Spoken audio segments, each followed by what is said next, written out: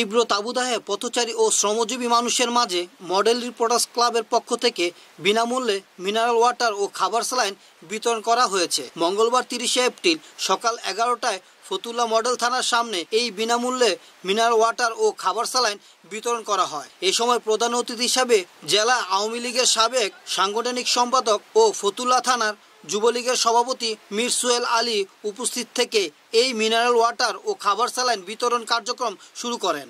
এই সময়ে ছিলেন মডেল রিপোর্টার্স ক্লাবের আহ্বায়ক M A Rafiqullah Ripon, senior যুগ্ম আহ্বায়ক খন্দকার মশিউর রহমান, তরুণ যুগ্ম আহ্বায়ক অনুপমা, সর্দার মানিক।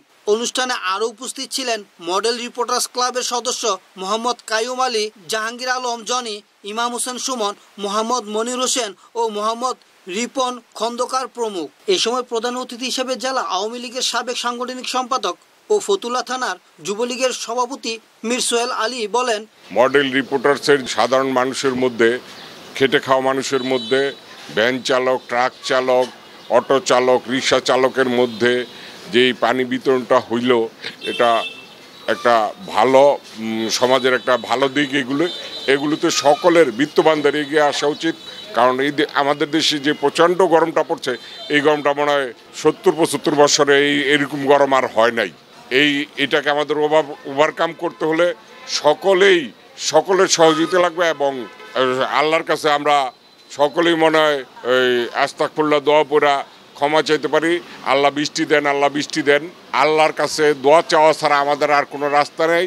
এবং দরিদ্র মানুষের জন্য মডেল রিপোর্টার্স যেভাবে এগিয়ে আসছে, সকলে এগিয়ে আসুক, এটা আমরা চাই। আমরা গত 2 দিন আগে চাষারায় প্রায় 1100 লোকের মাঝে আমরা শরবত বিতরণ করেছিলাম।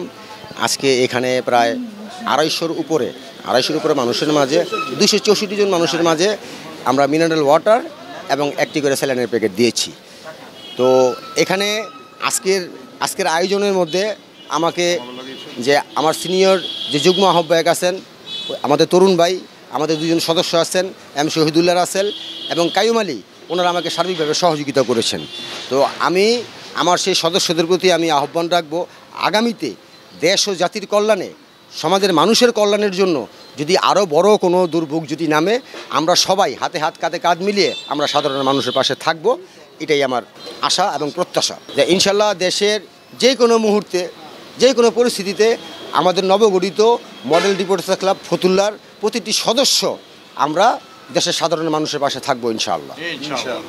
NAN TV, Narayanganj.